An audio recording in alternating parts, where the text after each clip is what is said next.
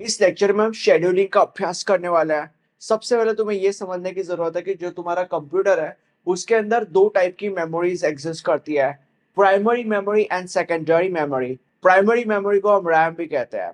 अब इमेजिन करो कि तुमने एक प्रोग्राम लिखा of multiplying two numbers, like this program जो तुमने लिखा है, that program is of multiplying two numbers, kind of that weird stuff।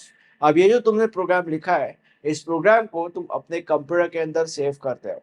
अब तुम्हें ये समझने की जरूरत है कि जब भी तुम एक प्रोग्राम को कंप्यूटर के अंदर सेव करते हो तो वो जो प्रोग्राम है वो कंप्यूटर के सेकेंडरी मेमोरी के अंदर सेव होता है।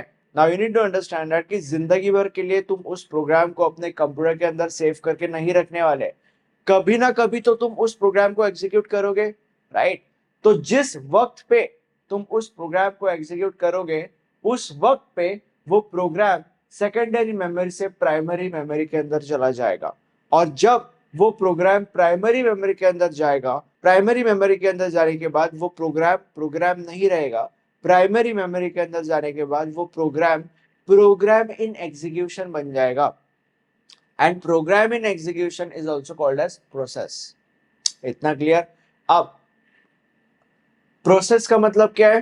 प्रोसेस का मतलब प्रोग्राम इन एग्जीक्यूशन। एकदम आसान भाषा में प्रोग्राम इन एग्जीक्यूशन मतलब बेसिकली एक ऐसा प्रोग्राम जो एग्जीक्यूट होना चाहता है या जो एग्जीक्यूट होने के रास्ते में है। अब अगर कोई प्रोग्राम एग्जीक्यूट होना चाहता है या अगर कोई प्रोग्राम एग्जीक्यूट होने के रास्ते पे है तो उस प्रोग्राम का एंड गोल क्या होगा? उस प्रोग्राम का एंड गोल होगा कंप्लीटली एग्जीक्यूट होना, राइट। अब तुम्हें यह समझने की जरूरत है कि अगर किसी प्रोग्राम को कंप्लीटली एग्जीक्यूट होना है तो उसको दो चीजों की जरूरत है, रैम और प्रोसेसर। अब क्योंकि हम प्रोग्राम इन एग्जीक्यूशन यानी कि प्रोसेस की बात कर रहे हैं तो प्रोसेस तो ऑलरेडी रैम के अंदर है, तो रैम तो इधर ही आ गया। एक चीज की जरूरत है अब हमें, और वो है प्रोसेसर। अब आगे बढ़ने से पहले तुम्हें यह समझने की जरूरत है कि एक समय पे जरूरी थोड़ी है कि एक ही प्रोसेस होगा, एक समय पे मल्टीपल प्रोसेसेस हो सकते हैं, राइट।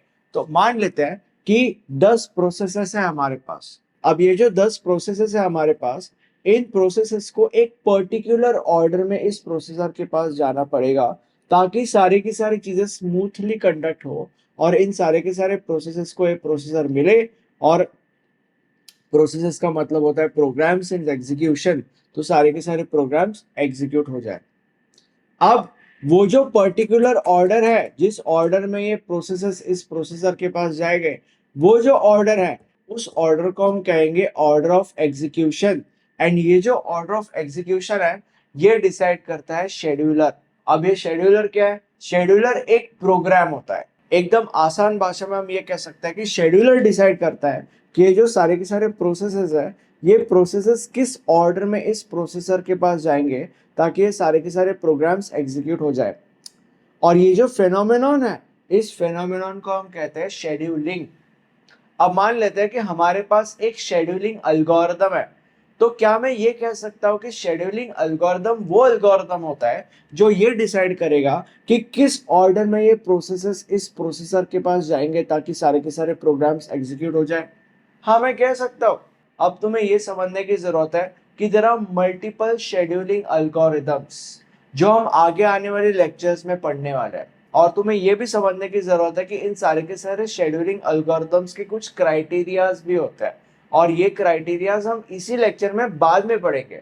बट उससे पहले तुम्हें कुछ चीजें समझने की जरूरत है। अब वो कुछ चीजें क्या है वो हम समझते हैं सबसे पहले। अब मुझे पता है कि मैंने बोला था कि शेड्यूलिंग एल्गोरिदम के कुछ क्राइटेरियाज होते हैं, बट तुम्हें यह भी समझने की जरूरत है कि जो एक प्रोसेस होता है उस प्रोसेस के कुछ बिहेवियर्स होते हैं और ये बिहेवियर्स एक इंपॉर्टेंट रोल प्ले करते हैं शेड्यूलिंग में।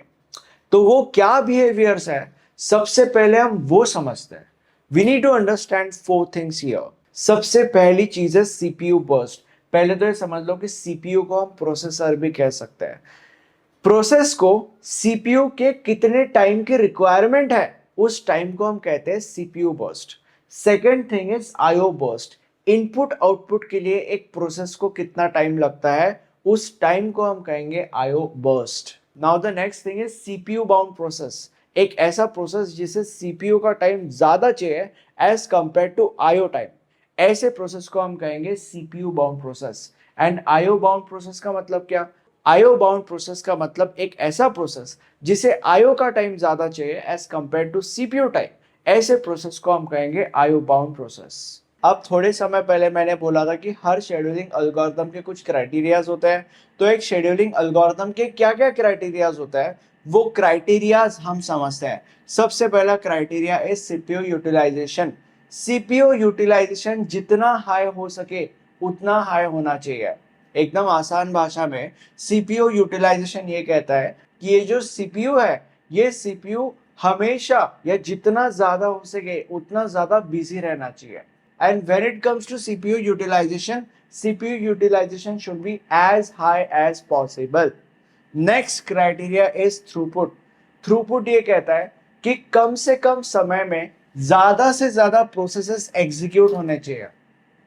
When it comes to throughput, जैसे CPU utilization should be as high as possible, throughput also should be as high as possible. अब हम समझते हैं कि टैट का मतलब क्या होता है। टैट का मतलब होता है टर्न अराउंड टाइम।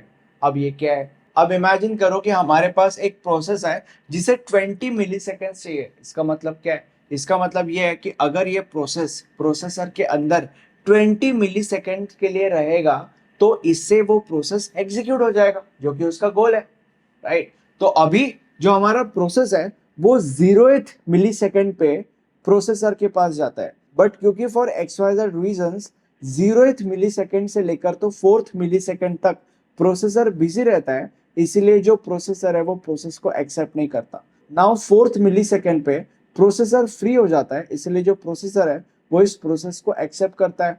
अब ये जो प्रोसेस है वो 4th मिली सेकेंड से लेकर तो 10th मिली सेकेंड तक प्रोसेसर के पास रहता है। 10th मिली सेकेंड पे अगेन जो प्रोसेसर है फॉर XYZ रीजंस इस प्रोसेस को बाहर कर देता है। 10th मिली सेकेंड से लेकर तो 16th मिली सेकेंड तक ये जो प्रोसेस है ये प्रोसेसर के बाहर रहता है फॉर XYZ रीजंस। अब ये XYZ रीजंस क्या हो सकते हैं ये मैं तुम लोग को अच्छा अभी बता देता हूँ। XYZ रीजंस हो सकता है कि फॉर एग्जांपल प्रोसेस का मतलब होता है प्रोग्राम इन एग्जीक्यूशन। तो अगर तुमने प्रोग्राम लिखा ऑफ मल्टीप्लाइंग टू नंबर्स, तो उस केस में तुम्हें दो नंबर्स एंटर करने पड़ेंगे जिन्हें तुम्हें मल्टीप्लाई करना है। बट अ प्रॉब्लम इज कि तुम दो वो नंबर्स एंटर ही नहीं कर रहे, तो ऑब्वियसली प्रोसेस जब तक तुम वो दो नंबर्स एंटर नहीं कर देते इतना टाइम वेट नहीं कर सकता इस प्रोसेसर के अंदर, इसलिए प्रोसेसर जो है वो प्रोसेस को बाहर निकाल देता है। ठीक है, तो ऐसे अलग अलग रीजंस हो सकते हैं जिसकी वजह से प्रोसेसर के बाहर निकल गया है। ठीक है, तो 10th मिली सेकेंड से लेकर तो 16th मिली सेकेंड तक प्रोसेसर के बाहर था। 16th मिली सेकेंड पे जो प्रोसेसर है वो फिर से प्रोसेस को एक्सेप्ट करता है। प्रोसेस 16th मिली सेकेंड से लेकर तो 24th मिली सेकेंड तक प्रोसेसर के पास रहता है। अगेन 24th मिली सेकेंड पे जो प्रोसेसर है वो प्रोसेस को बाहर निकाल देता है for XYZ reasons. 24th millisecond से लेकर तो 30th मिली सेकेंड तक प्रोसेसर के बाहर रहता है।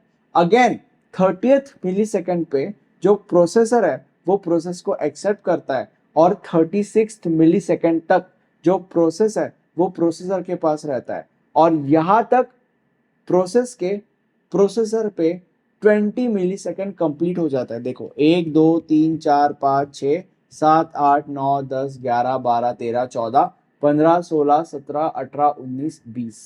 ठीक है, अब क्योंकि यहाँ पे प्रोसेस के 20 मिली सेकेंड्स प्रोसेसर के अंदर कंप्लीट हो गए इसलिए प्रोसेस एग्जीक्यूट हो जाएगा। प्रोसेस का गोल क्या था? प्रोसेस का गोल ये था प्रोसेसर के अंदर रहना फॉर 20 मिली सेकेंड्स, जो कि यहाँ पे कंप्लीट हो गया तो वो एग्जीक्यूट हो गया। तो बेसिकली ये कहानी है। अब तुम बोलोगे कि इसका और टैट का क्या लेना देना, तो अभी पहले तो तुम्हें ये समझने की जरूरत है कि जो हमारा नालायक प्रोसेस है वो प्रोसेसर के पास गया कब था। वो प्रोसेसर के पास गया था 0th मिली सेकेंड पे। तो इसको हम कहते हैं requirement submitted. Requirement submitted is 0, यानी कि क्योंकि हमारा प्रोसेस 0th मिली सेकेंड पे प्रोसेसर के पास गया था इसलिए requirement submitted would be 0। And हमारा प्रोसेस एग्जीक्यूट कंप्लीटली कब हुआ? 36th मिली सेकेंड पे। And that is the reason why requirement completed would be 36 milliseconds. What is TAT? tat is turnaround time which is equals to requirement completed minus requirement submitted, that is 36 minus 0 which is 36. अब execution time का मतलब क्या? Execution time का मतलब उतना time जितने time के लिए प्रोसेसर के पास या प्रोसेसर के अंदर था. एग्जीक्यूशन टाइम मतलब उतना टाइम जितने टाइम के लिए जो प्रोसेस है वो प्रोसेसर के अंदर था. प्रोसेसर के अंदर कितने टाइम के लिए था? प्रोसेसर के अंदर 1 2 3 4 5 6 7 8 9 10 11 12 13 14 15 16 17 18 19 20 मिली सेकेंड्स के लिए था. And that is the reason why we would write execution time is equal to 20 milliseconds. What is waiting time? Waiting time is कितने समय के लिए प्रोसेसर ने प्रोसेस को अपने से बाहर रखा. तो 1 2 3 4 5 6 7 8 9 10 11 12 13 14 15 16 मिली सेकेंड्स के लिए प्रोसेसर ने प्रोसेस को अपने से बाहर रखा. तो waiting time would be 16 milliseconds. Again TAT, इसको हम ऐसे भी लिख सकते हैं. TAT is execution time. Execution time को हम सीपीयू बर्स्ट भी कहते हैं. TAT is execution time plus waiting time, that is execution time is 20 and waiting time is 16, that is 36. ठीक है, किधर गया? 36 है, देखो टैट इधर भी 36 है, टैट इधर भी 36 है, मतलब बराबर. और जैसे कि मैंने बोला था कि जितना ज्यादा सीपीयू यूटिलाइजेशन एंड जितना ज्यादा थ्रूपुट उतना अच्छा. इन द सेम वे यहाँ पे मैं बोल रहा हूँ कि जितना कम टैट उतना अच्छा. अब हम समझते हैं कि वेटिंग टाइम का मतलब क्या होता है. बट आगे बढ़ने से पहले you need to understand that कि इस लेक्चर के अंदर तुम कॉन्सेप्ट तो समझ जाओगे, बट अगर एग्जाम में इस टॉपिक के ऊपर सवाल आता है तो तुम कैसे इतनी सारी चीज़ों को एक आंसर के अंदर सम अप करोगे. तो ऐसा करने के लिए आप हमारे नोट्स रेफर कर सकते हो. नोट्स के अंदर आपको एग्जाम में आने वाले मोस्ट ऑफ द क्वेश्चंस और उनके आंसर्स बहुत ही ज़्यादा इजी टू अंडरस्टैंड लैंग्वेज में लिखे हुए मिल जाएंगे. नोट्स के सारे डिटेल्स नीचे डिस्क्रिप्शन बॉक्स में है.